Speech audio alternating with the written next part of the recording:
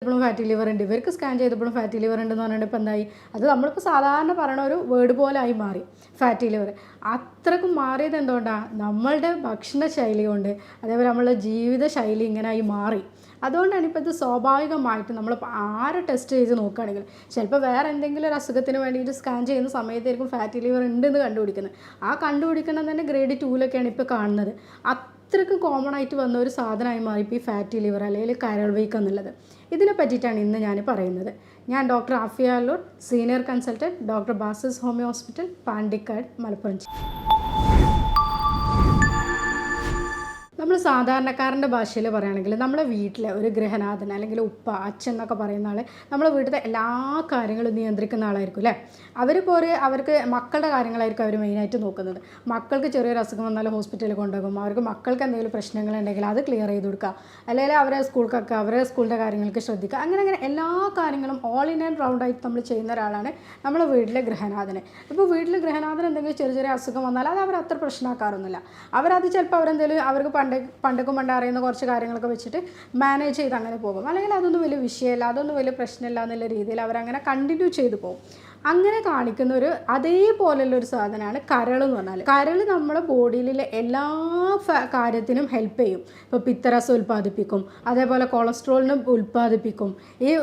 ബാക്കി നമ്മുടെ ശരീരത്തിലേക്ക് ചോറ് കാര്യങ്ങൾ എടുത്തിട്ടുണ്ടെങ്കിൽ നമ്മുടെ ശരീരത്തിന് ആവശ്യമായിട്ടുള്ള ഗ്ലൂക്കോസൊക്കെ നമ്മുടെ ശരീരത്തിലേക്ക് എല്ലായിടത്തും എത്തിച്ചു കൊടുത്തിട്ട് ബാക്കിയുള്ളതിനൊക്കെ കൊണ്ടുപോയിട്ട് കരളിൽ കൊണ്ടുപോയിട്ട് കുറച്ചത് കൊഴുപ്പാക്കിയിട്ട് സ്റ്റോർ ചെയ്യും. ഇങ്ങനെ നമ്മുടെ ശരീരത്തിന് നമ്മളെ എല്ലാ കാര്യങ്ങൾക്കും ഹെൽപ്പ് ചെയ്യുന്ന, ഇനിയിപ്പോൾ കരളിന് എന്തെങ്കിലും ചെറിയ പ്രശ്നങ്ങളുണ്ടെങ്കിൽ അത് സ്വന്തമായിട്ട് തന്നെ റീപ്രൊഡ്യൂസ് ചെയ്യുന്ന ഒരു ഓർഗനും കൂടിയാണ് കരൾ. അതായത് അതിന് ചെറിയ പ്രശ്നങ്ങളുണ്ടെങ്കിൽ അത് സ്വന്തമായിട്ട് തന്നെ മാനേജ് ചെയ്യും. അങ്ങനെയൊക്കെ ചെയ്ത് കൊടുക്കുന്ന ഒരു സാധനമാണ് കരൾ. അതിൻ്റെ അവസാന സ്റ്റേജിലേക്ക് അല്ലെങ്കിൽ അതിൻ്റെ ബുദ്ധിമുട്ടിലേക്ക് ലാസ്റ്റിലേക്ക് എത്തുമ്പോൾ മാത്രമാണ് നമുക്ക് അതിൻ്റെ ലക്ഷണങ്ങളും കാര്യങ്ങളായിട്ട് നമ്മൾ കാണുന്നത്.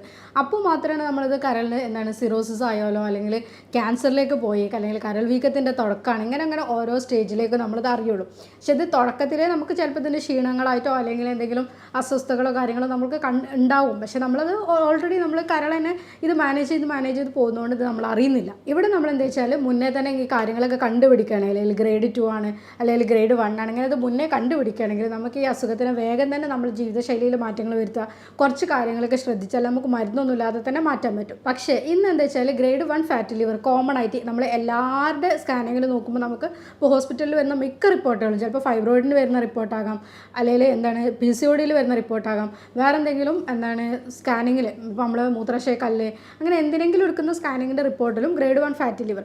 അപ്പോൾ കോമൺ ആയിട്ട് കാണുന്ന ഒരു ഇതായതുകൊണ്ട് ഗ്രേഡ് 1 ഉണ്ട്, നിങ്ങൾ ശ്രദ്ധിക്കുക. ഈ രീതിയിൽ നമ്മളും പറയും. അവർ പറയുമ്പോൾ എന്താ വെച്ചാൽ ഗ്രേഡ് 1 ആണ് ഡോക്ടർ ശ്രദ്ധിക്കാൻ പറഞ്ഞത്, അത്രയേ ഉള്ളൂ. പക്ഷേ ഈ ശ്രദ്ധിക്കുക എന്നുള്ളത് അവരും ആ ഒരൊറ്റ വേർഡിലൂടെ അത് ഒഴിവാക്കണം. പക്ഷെ അങ്ങനെ അല്ലാണ്ട് ഈ ഗ്രേഡ് 1 ആണ്, അത് ഞാൻ 0ലേക്ക് തന്നെ പോകണം, അല്ലെങ്കിൽ അത് മൈൽഡായിട്ട് എനിക്ക് റിവേഴ്സ് ചെയ്യാൻ പറ്റണം എന്നുള്ള രീതിയിൽ നിങ്ങൾ ശ്രദ്ധിക്കണം. അപ്പോൾ ഇത് നമുക്ക് ഒരിക്കലും ഗ്രേഡ് 2ലേക്ക് പോകാതെ തന്നെ ഇത് ഒഴിവാക്കാൻ പറ്റും. ഒരു മുതിർന്ന ഒരാളുടെ കരൾ തന്നെ 1.5 കിലോ വരെ തൂക്കുണ്ട്. അപ്പോൾ ഇത് നമ്മൾ പറയുന്നത് വെച്ചാൽ രാസപരീക്ഷണശാലൻ്റെ ഒരു ഫാക്ടറി അല്ലെങ്കിൽ മെറ്റബോളിക് ഫാക്ടറി എന്നൊക്കെയാണ് കരളിനെ പറയുന്നത്.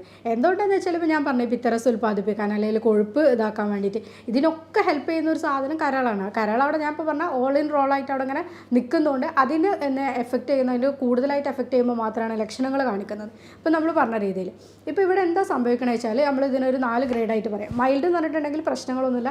നമ്മൾ ഫാറ്റി ലിവറിൻ്റെ സ്റ്റാർട്ടിങ്ങിലേക്ക് ഫസ്റ്റ് നമ്മളെന്താ വെച്ചാൽ ഇപ്പോൾ ഒരു അരിഭക്ഷണം എടുക്കുക, അല്ലെങ്കിൽ ഇപ്പോൾ ഇങ്ങനത്തെ ഒരു നമ്മുടെ അന്നജമൊക്കെ കൂടുതലായിട്ട് അടങ്ങിയ ഒരു ഭക്ഷണം എടുത്തു.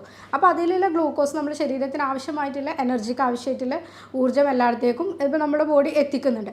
അതിന് കൂടുതൽ ഇപ്പോൾ ബാക്കിയുള്ള സാധനങ്ങൾ ഉണ്ടാവില്ല. അപ്പോൾ ബാക്കിയുള്ളത് കരൾ അത് കൊണ്ടുപോയിട്ട് കരൾ അത് കൊഴുപ്പാക്കി മാറ്റും. അത് കരളിൻ്റെ ഓരോ സെല്ലിലും അല്ലെങ്കിൽ കോശങ്ങളിലും അത് ഡെപ്പോസിറ്റ് ചെയ്തിട്ട് അങ്ങനെ വെക്കും. ഇവിടെ എന്താ വെച്ചാൽ നമ്മൾ കരളിന് താങ്ങാവുന്നതിൽ അപ്പുറം ഗ്ലൂക്കോസ് കൊടുക്കുന്ന സമയത്ത് അത് കോശങ്ങളിലൊക്കെ ബുദ്ധിമുട്ടായിട്ട് അതാണ് നമ്മുടെ ഈ കരൾ വീക്കം ആയിട്ടൊക്കെ അറിയപ്പെടുന്നത്. ഗ്രേഡ് 1 എന്താ സംഭവിക്കുകയെന്ന് വെച്ചാൽ 5 മുതൽ 8% വരെ ഫാറ്റ് അടിഞ്ഞുകൂടും. ഇവിടെ മൈൽഡ് ആയിട്ടുള്ള കീറ്റോസിസ് എന്നാണ് പറയുന്നത്. ഇവിടെ നമുക്കിത് റിവേഴ്സ് ചെയ്യാവുന്നതേ ഉള്ളൂ. കരളിനേക്ക് അത് കൊഴുപ്പ് കാര്യങ്ങളൊന്നും കൂടുതലായിട്ട് അടിഞ്ഞിട്ടില്ല. നമ്മളിപ്പോൾ നാവിലൊക്കെ ഒരു ഗ്രീസ് പരട്ടെ പോലെ അല്ലെങ്കിൽ കുറച്ച് ചെറിയൊരു രീതിയിൽ കരളിൻ്റെ പുറത്തേക്കൊരു ഫാറ്റി ലെയർ ഇങ്ങനെ രൂപപ്പെടുന്നു, അത്രേ ഉള്ളൂ.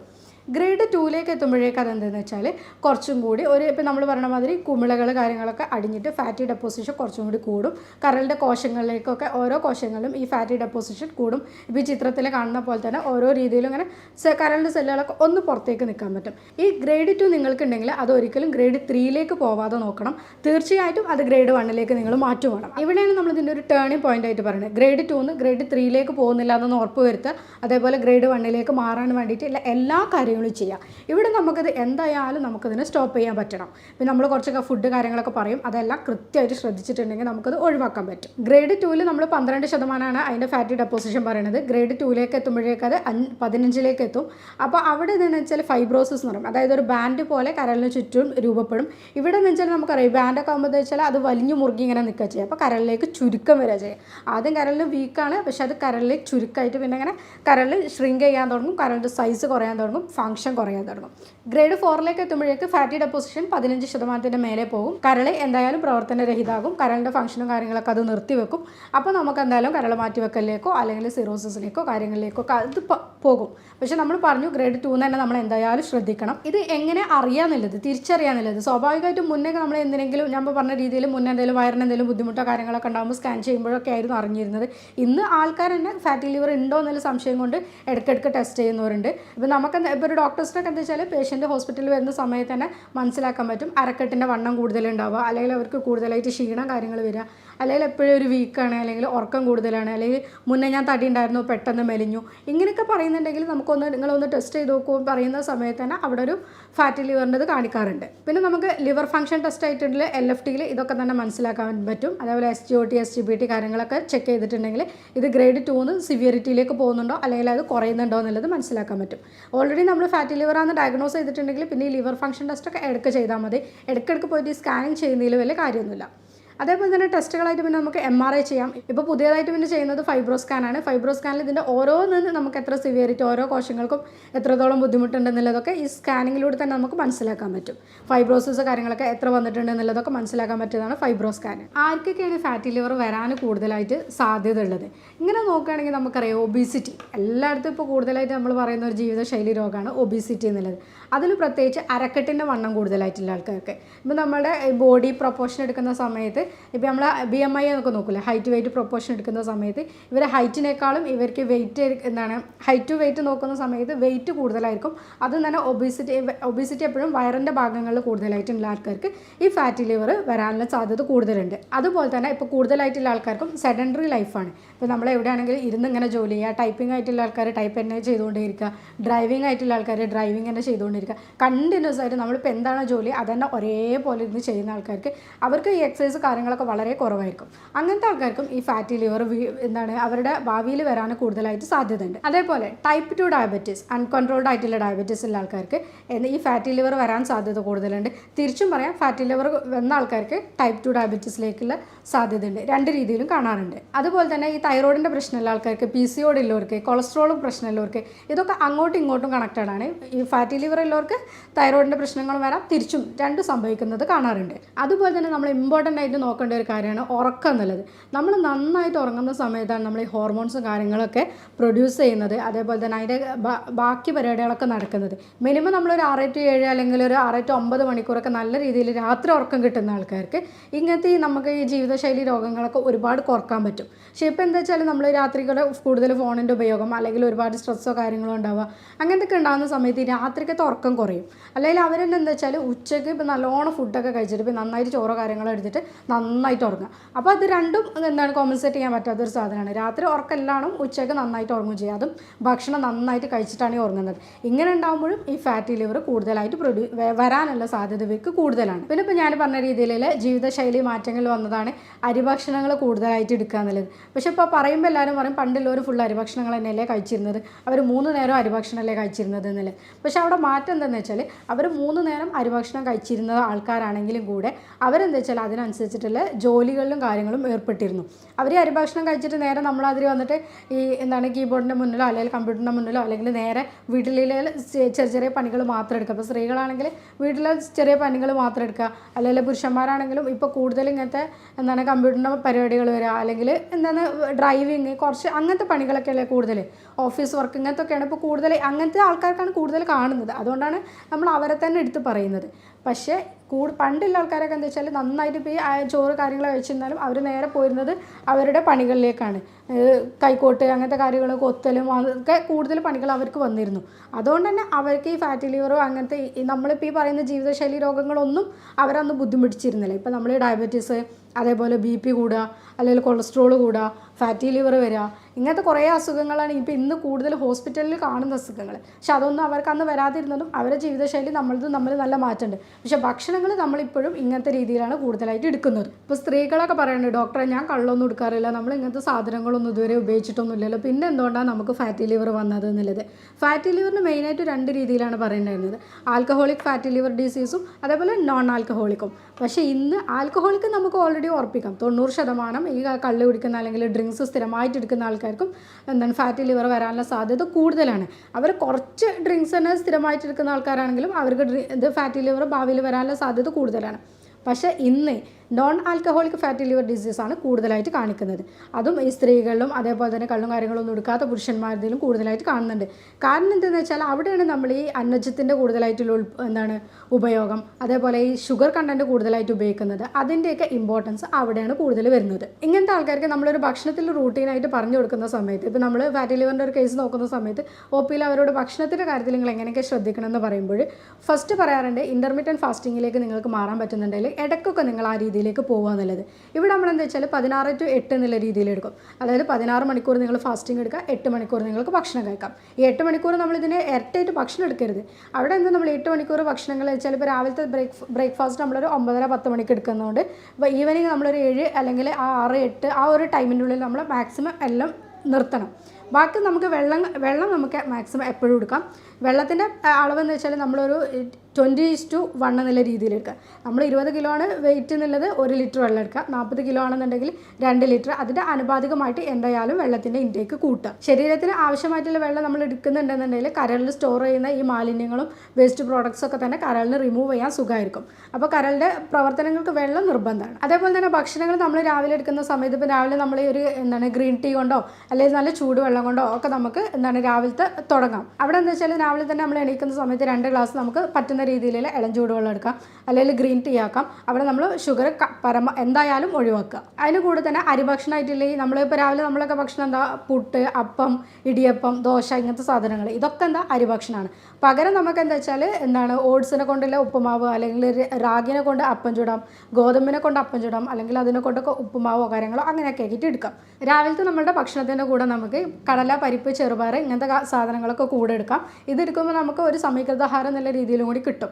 അവിടെ കൂടെ ഷുഗറായിട്ടുള്ള നമ്മൾ ഒരു സാധനം എടുക്കുന്നില്ല, അത് നമ്മൾ തേനോ ശർക്കരയോ പഞ്ചസാരോ അങ്ങനെ എല്ലാ സാധനവും ഒഴിവാക്കാം. നമ്മൾ പഞ്ചസാര എടുക്കുന്നില്ല എന്ന് പറയാം, ശർക്കര ചായക്ക് ഇടട്ടെ എന്നുള്ള രീതിയിൽ ചോദിക്കുന്നതിൽ അർത്ഥമല്ല. പിന്നെ നമുക്കൊരു ഇടഭക്ഷണം, ഇതിൻ്റെ ഇടയിലൊക്കെ നമ്മൾ വെള്ളം കുടിക്കുന്നുണ്ട്, നമുക്ക് പറ്റുന്നത് ചൂടുവെള്ളം തന്നെ കുടിക്കുക. പിന്നെ ഇടയിൽ നമുക്കൊരു 11 മണിക്കൊക്കെ നമുക്കിപ്പോൾ സാധാരണക്കാരന് നട്ട്സോ കാര്യങ്ങളോ പറ്റുന്നില്ല എന്നുണ്ടെങ്കിൽ അവർക്ക് നമുക്ക് ഇടയിലുള്ള ഭക്ഷണങ്ങളായിട്ട് കട്ട് ഫ്രൂട്ട്സ് എന്തെങ്കിലും എടുക്കാം, മധുരം കുറഞ്ഞ് തന്നെ എടുക്കാൻ വേണ്ടിയിട്ട് ശ്രദ്ധിക്കാം, അല്ലെങ്കിൽ സലാഡ്സോ കാര്യങ്ങളോ അങ്ങനെ എന്തെങ്കിലും എടുക്കാം. ഇവ പറ്റുന്നുണ്ടെങ്കിൽ നമുക്ക് നല്ല നട്ട്സ് എടുക്കാം. ഇതിലെന്താ വെച്ചാൽ നല്ല ഫാറ്റ് കണ്ടൻ്റ് ആയിട്ടുള്ള നട്ട്സ് എടുക്കുന്നതിന് ഒരു പ്രശ്നമില്ല. നമുക്കിവിടെ LDL മാത്രമേ കുറക്കേണ്ട ആവശ്യമുള്ളൂ, HDL കൂട്ടുന്നതിന് ഒരു പ്രശ്നമില്ല. HDL കൂടുന്നത് തന്നെയാണ് നല്ലത്. അപ്പോൾ നട്ട്സോ ബദാമോ അങ്ങനെ എന്തെങ്കിലും സാധനങ്ങൾ 1-2 എടുക്കുകയാണെങ്കിൽ, അല്ലെങ്കിൽ നമ്മളതിനൊരു ചെറിയ പിടി എന്നുള്ള രീതിയിൽ എടുക്കുകയാണെങ്കിലും അത് നല്ലതാണ്.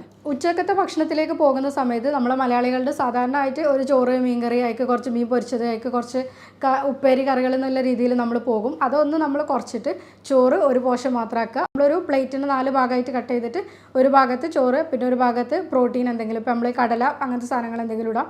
അതിൻ്റെ കൂടെ തന്നെ പിന്നെ ഒരു ഭാഗം വെജിറ്റബിൾ, ഒരു ഭാഗം ഫ്രൂട്ട്സ്, ഈ രീതിയിലേക്ക് പോകുക. കൂടെ തന്നെ നമുക്ക് വെള്ളം കുടിക്കണം. പിന്നെ ഇതിലെന്താണെന്ന് വെച്ചാൽ നമുക്ക് പൊരിച്ചത്, കരിച്ചത് കാര്യങ്ങളൊക്കെ മാക്സിമം ഒഴിവാക്കുക. അതേപോലെ റെഡ് മീറ്റ്, പോർക്ക്, മട്ടൺ ഇങ്ങനത്തെ എല്ലാ സാധനങ്ങളും മീറ്റിൻ്റെ ഐറ്റംസിലൊക്കെ നമുക്ക് പരമാവധി കുറക്കാം. ചിക്കൻ നമുക്ക് എടുക്കാം, കറി വെച്ചിട്ട് തന്നെ മാക്സിമം എടുക്കാൻ ശ്രമിക്കാം. മീനുകൾ നല്ലതാണ്, അത് വലിയ മീനുകൾ ഒഴിവാക്കിയിട്ട് ചെറിയ മീനുകളിലൊക്കെ നമുക്ക് omega-3 ഫാറ്റി ആസിഡ് കണ്ടൻറ്റ് കൂടുതലായിട്ടുള്ളതുകൊണ്ട് അതെടുക്കാം. അതിൽ നമുക്ക് ചൂര, അയില, മത്തി അങ്ങനത്തെ സാധനങ്ങളൊക്കെ ചെറിയ മത്സ്യങ്ങൾ നല്ലതാണ്. ഫ്രൂട്ട്സ്, വെജിറ്റബിൾസിൽ ഇപ്പോൾ നമ്മൾ പറഞ്ഞ പറഞ്ഞതിൽ വെജിറ്റബിൾസ് നമുക്ക് സലാഡ്സുകൾ കൂടുതലായിട്ട് ഉപയോഗിക്കാം. ഈ കക്കരിക്ക, വെള്ളരിക്ക, അതേപോലെ ക്യാരറ്റ്, ബീട്രൂട്ട് നല്ലതാണ്. ഇങ്ങനത്തെ കറികളൊക്കെ നമുക്ക് സലാഡ്സുകളായിട്ട് ഉപയോഗിക്കാം. തൈര് മിക്സ് ചെയ്യുന്നതിന് നല്ലതാണ്. ഇതിലിപ്പോൾ ഫ്രൂട്ട്സിൻ്റെ ഭാഗത്തിലേക്ക് വരികയാണെന്നുണ്ടെങ്കിൽ മധുരമായിട്ടുള്ള ഫ്രൂട്ട്സുകൾ പരമാവധി ഒഴിവാക്കിക്കൊണ്ട് അല്ലാത്തതൊക്കെ നമുക്കിതിൽ എടുക്കാം. ഇനി വൈകുന്നേരങ്ങളിൽ നമ്മൾ ഇതേപോലെ ചായൻ്റെ കൂടെ എന്തായാലും പൊരിച്ചതായിട്ട് എന്തെങ്കിലും കടികളുണ്ടാകും. പിന്നെ എന്തെങ്കിലും രീതിയിൽ ഇപ്പോൾ പൊരിച്ച കടികളാണല്ലോ കൂടുതലായിട്ട് വൈകുന്നേരങ്ങളിൽ വരുന്നത്. അല്ലെങ്കിൽ നമ്മൾ എടുക്കുന്നത് ബേക്കറി ഐറ്റംസ് ആണ്. രണ്ടും വേണ്ട, അതിൻ്റെ കൂടെ നമുക്ക് എന്തെങ്കിലും സലാഡ്സ് ഉപയോഗിക്കാം. അല്ലെങ്കിൽ ഒരു ഗ്രീൻ ടീ അതിൻ്റെ കൂടെ തന്നെ, അല്ലെങ്കിൽ മധുരമിടാതെ എന്തെങ്കിലും ടീയോ കാര്യങ്ങളോ എടുക്കാം. ചൂടുവെള്ളം ആയാലും അങ്ങനത്തെ ഏതായാലും കുഴപ്പമില്ല. പിന്നെ അതിൻ്റെ കൂടെ തന്നെ നമുക്ക് ബിസ്ക്കറ്റുകളിലൊക്കെ എന്ന് വെച്ചാൽ ഒറ്റ ബിസ്ക്കറ്റിൽ 50 ഗ്രാമോളം കലോറി ഉണ്ട്. നമ്മളവിടെ ആവശ്യമില്ലാത്തൊരു കലോറിയാണ് എടുക്കുന്നത്. അതോടുകൂടി തന്നെ ചില ബിസ്ക്കറ്റുകളൊക്കെ നമ്മൾ കണ്ടിട്ടുണ്ടെങ്കിൽ ഷുഗർ അതിൻ്റെ മേലെ കൂടി തന്നെ വിതറിയിട്ടുണ്ടാകും. ഉള്ളിൽ ഓൾറെഡി ഷുഗറും മൈദയും കാര്യങ്ങളൊക്കെയാണ് ഇൻക്ലൂഡ് ചെയ്തത്, പുറമേ ഷുഗർ വിതറുന്നുണ്ടാവും. അപ്പോൾ അങ്ങനത്തെ ബിസ്ക്കറ്റുകൾ കാര്യങ്ങളൊക്കെ പരമാവധി ഒഴിവാക്കുക. ബേക്കറി ഐറ്റംസ് എന്തായാലും വേണ്ട. അങ്ങനെ നമ്മൾ വൈകുന്നേരത്തത് കഴിഞ്ഞു. പിന്നെ നമ്മൾ ഈവനിങ്ങിലേക്ക് പോകുമ്പോൾ രാത്രിക്കത്തെ ഭക്ഷണം ഒരു 10 മണി അല്ലെങ്കിൽ 11 മണി എന്നുള്ള രീതിയിലേക്ക് പോവാണ്ട് മാക്സിമം നേരത്തെ കഴിക്കുക. നിങ്ങൾക്കൊരു പറ്റുന്നതാണെങ്കിൽ 7, ഇപ്പോൾ നമ്മൾ ഇൻ്റർമീഡിയറ്റ് ഫാസ്റ്റിങ്ങിൻ്റെ സമയത്ത് പറയുന്നത് ഇതിൽ 7 അല്ലെങ്കിൽ 6 മണിക്ക് നൈറ്റിലെ ഫുഡ് കുറക്കണം. അത് ഒരുപാട് ഫുഡിലേക്ക് നൈറ്റ് പോകാതെ നമുക്ക് രാത്രി ചപ്പാത്തിയോ അല്ലെങ്കിൽ ഇപ്പോൾ നമ്മൾ രാവിലെ കഴിച്ചതിൻ്റെ പോലെ തന്നെ റാഗിൻ്റെ അത് അല്ലെങ്കിൽ ഓട്സിൻ്റെത് അങ്ങനത്തതൊക്കെ കഴിക്കാം. അല്ലെങ്കിൽ സലാഡ്സുകൾ കൂടുതലായിട്ട് ഉൾപ്പെടുത്തുക. ഇങ്ങനെയൊക്കെ ആകുമ്പോൾ നമുക്ക് രാത്രി ഒരുപാട് വിശക്കില്ല, കാര്യങ്ങളൊക്കെ ഒഴിവാക്കാൻ പറ്റും. പിന്നെ രാത്രി നല്ല രീതിയിലുള്ളൊരു ഉറക്കം കിട്ടും. പിന്നെ ഈ ഒരുപാട് ഫുഡ് എടുത്തിട്ട് ഉറങ്ങുന്നതിനേക്കാളും നല്ലതാണ് നമ്മളൊരു ഉറങ്ങുന്നതിൻ്റെ 2 മണിക്കൂർ തന്നെ മുന്നേ ഫുഡ് എടുത്തിട്ട് നമ്മൾ ഉറക്കത്തിലേക്ക് പോകുക എന്നുള്ളത്. അപ്പോൾ നമ്മളുടെ സ്ലീപ്പ് നല്ലതാകും. രാത്രിക്കത്തെ ഭക്ഷണങ്ങളിലും കൂടുതലായിട്ട് സലാഡ്സ് എന്തായാലും ഉൾപ്പെടുത്താം. പിന്നെ കട്ട് ഫ്രൂട്ട്സ് നിങ്ങൾക്ക് ഇഷ്ടമുള്ള രീതിയിൽ ഉപയോഗിക്കാം. എന്തായാലും ഒരു 9-10 മണിയിലേക്ക് പോകാണ്ട് നേരത്തെ തന്നെ ഇതൊക്കെ കഴിക്കുക എന്നുള്ളത് ശ്രദ്ധിക്കുക. ഇപ്പോൾ നമ്മൾ പറഞ്ഞ എല്ലാ ഭക്ഷണങ്ങളിലും നോക്കുകയാണെന്നുണ്ടെങ്കിൽ ഫാറ്റ് കണ്ടൻറ്റ് കൂടുതലായിട്ടുള്ള ഭക്ഷണങ്ങൾ ഒഴിവാക്കുക. അതുപോലെ തന്നെ മധുരം കൂടുതലായിട്ടുള്ള എല്ലാ ഫുഡ്സും ഒഴിവാക്കുക. ഇപ്പോൾ ജങ്ക് ഫുഡായിട്ടുള്ളത്, അതേപോലെ തന്നെ ആഡഡ് ഷുഗേഴ്സ് ആയിട്ടുള്ള നമ്മളിപ്പോൾ കൊക്കോകോള, പെപ്സി അങ്ങനത്തെ സാധനങ്ങളൊക്കെ വരുന്നത്. അതേപോലെ ഇപ്പോൾ പേസ്ട്രിയിലൊക്കെ കൂടുതലായിട്ട് ഉപയോഗിക്കാവുന്നതാണ് ട്രാൻസ് ഫാറ്റ് എന്നുള്ളത്. ഇപ്പോൾ ഈ നമ്മൾ സാധാരണ ഫാറ്റ് കൊഴുപ്പായിട്ടുള്ള സാധനം നമ്മൾ ലിക്വിഡ് പോർഷനിൽ കിട്ടുന്നതിന് പകരം ഹൈഡ്രോജിനേറ്റഡ് ഓയിൽ ആഡ് ചെയ്തിട്ടുള്ളത് ഇവർ കട്ട് ചെയ്ത് സോളിഡായിട്ട് കിട്ടും. അപ്പോൾ ഇങ്ങനത്തെ ഫാറ്റ് ഇപ്പോൾ നമ്മൾ ഈ വനസ്പതി ഇങ്ങനത്തെ സാധനങ്ങളൊക്കെ പറയുന്നത്. അപ്പോൾ അവിടെ എന്താണെന്ന് വെച്ചാൽ നമ്മുടെ ഓൾറെഡി അത്രയും അൺസാച്ചുറേറ്റഡ് ഫാറ്റാണ് നമ്മുടെ ബോഡിയിൽ കയറി വരുന്നത്. ഈ ട്രാൻസ് ഫാറ്റ് എന്നുള്ളത് നമ്മൾ എടുക്കുന്നത് പരമാവധി ഒഴിവാക്കുക. ഇത് കൂടുതലായിട്ട് ഇപ്പോൾ വരുന്നത് ബേക്കറി ഐറ്റംസിൽ, അതേപോലെ പേസ്ട്രി, കേക്ക് ഇങ്ങനത്തിലൊക്കെയാണ് കൂടുതൽ വരുന്നത്. ഇത് ശരീരത്തിന് അത്രയും ദോഷകരമായിട്ടുള്ള ഒരു സാധനമാണ്. കുട്ടികളിലൊക്കെ തന്നെ ഇപ്പോൾ നോക്കുന്ന സമയത്ത് ഫാറ്റി ലിവർ കാണുന്നുണ്ട്. കാരണം എന്താ വെച്ചാൽ ഇപ്പോൾ പേസ്ട്രി, കേക്ക്, അതേപോലെ ബേക്കറി ഐറ്റംസ് ഇതൊക്കെ കുട്ടികൾ ഇപ്പോൾ എടുക്കുന്നത് വളരെ കൂടുതലാണ്. ഇവരിപ്പോൾ കൂടുതലായിട്ടും ഇങ്ങനത്തെ ഈ ബേക്കറി ഐറ്റംസിനോടും ഇങ്ങനത്തിനോടൊക്കെയാണ് കൂടുതൽ ക്രേവിങ്സ് കാണിക്കുന്നത്. കുട്ടികൾ എന്തെങ്കിലും തിന്നോട്ടെ എന്നുള്ള രീതിയിൽ പാരൻസ് ആണെങ്കിലും ഇത് കൊടുക്കുന്നുണ്ട്. അതുകൊണ്ട് തന്നെയാണ് ഇപ്പോഴത്തെ കുട്ടികൾക്കൊക്കെ തന്നെ ഈ ക്ഷീണം കാര്യങ്ങളും അല്ലെങ്കിൽ പഴയ രീതിയിലുള്ള എനർജി കാര്യങ്ങളൊന്നും അവർ കാണിക്കുന്നില്ല. അപ്പോൾ നമ്മൾ ഒഴിവാക്കേണ്ട ഭക്ഷണങ്ങളിൽ പറഞ്ഞ പോലെ തന്നെ കുറച്ച് നമ്മൾ ഭക്ഷണങ്ങൾ ഇൻക്ലൂഡ് ചെയ്യണം. കാരണം ഇന്ന സാധനങ്ങളൊക്കെ നമ്മൾ കഴിക്കുകയാണെങ്കിൽ നമ്മുടെ ശരീരത്തിന് നല്ലതാണ്, അല്ലെങ്കിൽ ഫാറ്റി ലിവർ നമുക്ക് കുറക്കാൻ പറ്റുന്നുള്ളത്. അതിലിപ്പോൾ പറഞ്ഞതിൽ എന്തായാലും നമ്മൾ നോക്കേണ്ടതാണ് വെള്ളത്തിൻ്റെ അളവ്. നമ്മുടെ ശരീരത്തിന് നമ്മൾ ആവശ്യമായിട്ടുള്ള വെള്ളം എടുക്കുന്നുണ്ടെന്നുള്ളത് ഉറപ്പ് വരുത്തുക. അതേപോലെ തന്നെ ഗ്രീൻ ടീ നല്ലതാണ്. പിന്നെ നമ്മൾ മഞ്ഞളുടെ ഉപയോഗം നമ്മൾ കൂടുതലായിട്ട് ഉൾപ്പെടുത്തുക. മഞ്ഞളൊരു ആൻറ്റി ഇൻഫ്ലമേറ്ററി പ്രോപ്പർട്ടി ഉണ്ട്. അപ്പോൾ അതിലെന്താ വെച്ചാൽ കൂടുതലായിട്ട് നമ്മൾ ശരീരത്തിന് വരുന്ന നീർക്കെട്ടുകൾ കാര്യങ്ങളൊക്കെ ഒഴിവാക്കാൻ പറ്റും, അല്ലെങ്കിൽ സ്കിന്നിലുള്ള അസുഖങ്ങൾ കുറക്കാൻ പറ്റും. അതേപോലെ ഇപ്പോൾ ഈ ലിവറിൻ്റെയൊക്കെ നല്ല പ്രവർത്തനങ്ങൾക്ക് നല്ലതാണ്. ഇങ്ങനെയൊക്കെ ആകുമ്പോൾ മഞ്ഞളുടെ ഉപയോഗം നമുക്ക് കൂട്ടാൻ പറ്റും. അതേപോലെ തന്നെ ഒന്നാണ് വെളുത്തുള്ളി. വെളുത്തുള്ളി ചുവന്നുള്ളി ഇതിൻ്റെ ഉപയോഗം കൂട്ടുകയാണെങ്കിൽ ഇതൊക്കെ ഫാറ്റി ലിവറിനെ നമുക്ക് റിവേഴ്സ് ചെയ്യാൻ വേണ്ടിയിട്ട് ഹെൽപ്പ് ചെയ്യുന്ന കാര്യങ്ങളാണ്. അതേപോലെ തന്നെയാണ് ഈ കറുവപ്പട്ട, മഞ്ഞൾ, ഗ്രീൻ ടീ ഈ ഒരു കോമ്പിനേഷനിൽ നമുക്ക് വെള്ളം ചൂടാക്കിയിട്ട് എടുക്കുകയാണെങ്കിൽ നമുക്ക് 1, 2, 3 തവണ നമുക്ക് ഒരു ദിവസത്തിൽ എടുക്കാൻ പറ്റും. കറുവപ്പട്ടൻ്റെ കുറച്ച് പൊടി, ഒരു ടീസ്പൂൺ പൊടി, അതുപോലെ തന്നെ അതിലേക്ക് നമ്മൾ മഞ്ഞളുടെ 1 ടീസ്പൂണ്, പിന്നെ കുറച്ച് ഗ്രീൻ ടീൻ്റെ ഒരു ചെറിയ ബാഗ്. ഈ രീതിയിൽ നമ്മൾ എടുക്കുമ്പോൾ നമുക്കത് 1, 2 പ്രാവശ്യം ഒരു ദിവസത്തിൽ നമുക്ക് എടുക്കാൻ പറ്റും. അതേപോലെ ആപ്പിൾ സിഡർ വിനേഗർ നല്ലതാണ്. ഇത് എന്താണെന്ന് വെച്ചാൽ ഈ ആപ്പിൾ സിഡർ വിനേഗർ 2 രീതിയിലും പറയാറുണ്ട്. കൂടുതലായിട്ട് എടുക്കരുതെന്നും പറയും, പക്ഷേ എടുക്കുന്നത് നല്ലതാണെന്ന് പറയും. ഈ കൂടുതലായിട്ട് എടുക്കരുതെന്ന് പറയുന്നത് എന്താ വെച്ചാൽ ഹൈപ്പോ അസിഡിറ്റി കാരണം ചില ആൾക്കാർക്ക് ഫാറ്റി ലിവർ ഉണ്ടാവും. അങ്ങനെ ആൾക്കാർക്ക്, അതായത് നമ്മൾ സ്റ്റൊമക്കിൻ്റെയൊക്കെ അസിഡിറ്റി കുറയുന്നുണ്ട്. അങ്ങനെയുള്ള ആൾക്കാർ ഒരുപാട് രീതിയിൽ ആപ്പിൾ സിഡർ വിനേഗർ എടുക്കരുതെന്ന് പറയും. അല്ലെങ്കിൽ നമുക്ക് ആപ്പിൾ സിഡർ വിനേഗർ എടുക്കുന്നത് നല്ലതാണ്.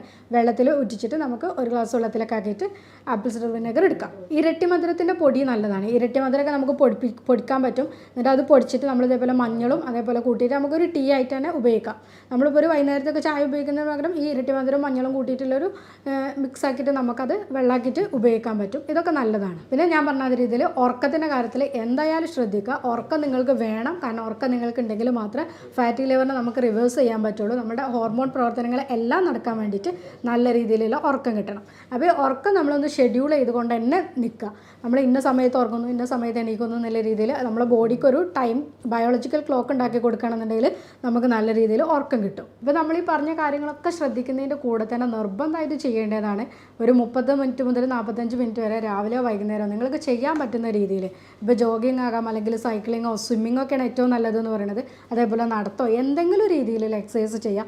ഇതൊക്കെ ചെയ്യുന്ന സമയത്ത് നമ്മുടെ ശരീരത്തിന് നല്ല രീതിയിലുള്ള ഉറക്കം കിട്ടും. അപ്പോൾ നമ്മൾ പറഞ്ഞ രീതിയിൽ ഹോർമോണുകളും കാര്യങ്ങളൊക്കെ ഒന്ന് ശരിയായിക്കോളും. അതേപോലെ തന്നെ നമുക്കിപ്പോൾ ഈ പറഞ്ഞ ഫാറ്റി ലിവറിൻ്റെ ലക്ഷണങ്ങളും കാര്യങ്ങളൊക്കെ തന്നെ റിവേഴ്സ് ചെയ്യാൻ പറ്റും. അപ്പോൾ സ്ത്രീകളുടെ കേസിൽ കൂടുതൽ എന്താ പ്രശ്നം എന്ന് വെച്ചാൽ രാത്രിക്കത്തെ ബാക്കിയുള്ള ഭക്ഷണങ്ങളൊക്കെ തന്നെ അവരെടുക്കും. എന്താ വെച്ചാൽ കുട്ടികൾക്ക് കൊടുക്കുന്നതിൻ്റെ കൂടെ അവർ ഭക്ഷണം എടുക്കും. പിന്നെ രാത്രി എന്തെങ്കിലും പാത്രത്തിൽ എന്താ ബാക്കിയെന്ന് വെച്ചാൽ അതും കൂടി കൂടുതൽ വെറുതെ പാത്രം കളയണ്ടല്ലോ എന്നുള്ള രീതിയിൽ അതും കൂടി വയറ്റിലേക്ക് കളയാന്നുള്ള രീതിയിൽ എടുക്കും. ഇതിലെന്താ വെച്ചാൽ നമുക്ക് ശരീരത്തിന് വേണ്ട എനർജിക്കുള്ള ഭക്ഷണങ്ങൾ മാത്രം എടുക്കുക. അമിതമായിട്ടുള്ള ഭക്ഷണങ്ങൾ എല്ലാം തന്നെ ഒഴിവാക്കുക. മദ്യപാനം, പുകവലി ഇങ്ങനത്തെ ഇതൊക്കെ തന്നെ എന്തായാലും ഒഴിവാക്കുക. അപ്പോൾ നമ്മൾ ഈ പറഞ്ഞ കാര്യങ്ങളൊക്കെ ശ്രദ്ധിച്ചിട്ടും ഫാറ്റി ലിവർ പോകുന്നില്ല, അല്ലെങ്കിൽ ഗ്രേഡ് 2 വീണ്ടും മേലോട്ടേക്ക് തന്നെയാണ് പോകുന്നത് എന്നുള്ളത് ഡൗട്ട് ഉണ്ടെങ്കിൽ നിങ്ങൾ എന്തായാലും ഒരു ഡോക്ടറെ കൺസൾട്ട് ചെയ്യണം. അതിന് ട്രീറ്റ്മെൻറ്റ് എടുക്കണം. ഹോമിയോപ്പതിയിൽ ഇതിൽ നല്ല മെഡിസിൻസ് ഉണ്ട്. നമ്മൾ ഈ കാര്യങ്ങളൊക്കെ നോക്കിയിട്ടാണ് ഇപ്പോൾ എന്തൊക്കെയാണ് നിങ്ങളുടെ ബുദ്ധിമുട്ടുകൾ, അല്ലെങ്കിൽ ശരീരത്തിന് എന്തൊക്കെയാണ് ബുദ്ധിമുട്ട് കാണിക്കുന്നത്, ഇതെല്ലാം നോക്കിയിട്ടാണ് നമ്മൾ ഹോമിയോപ്പതിയിൽ ഇതിന് ട്രീറ്റ്മെൻറ്റ് എടുക്കുക. അങ്ങനെ നിങ്ങൾക്ക് ഇതിൽ എന്തെങ്കിലും ട്രീറ്റ്മെൻറ്റിനോ അല്ലെങ്കിൽ എന്തെങ്കിലും ഡൗട്ടോ കാര്യങ്ങളോ ചോദിക്കാനുണ്ടെങ്കിൽ താഴെ കൊടുത്ത വാട്സപ്പ് നമ്പറിൽ നിങ്ങൾക്ക് കോൺടാക്ട് ചെയ്യാവുന്നതാണ്. ഞാൻ doctor Afiya Allur, senior consultant, doctor Basis homeo hospital, Pandikkad, Malappuram ജില്ല.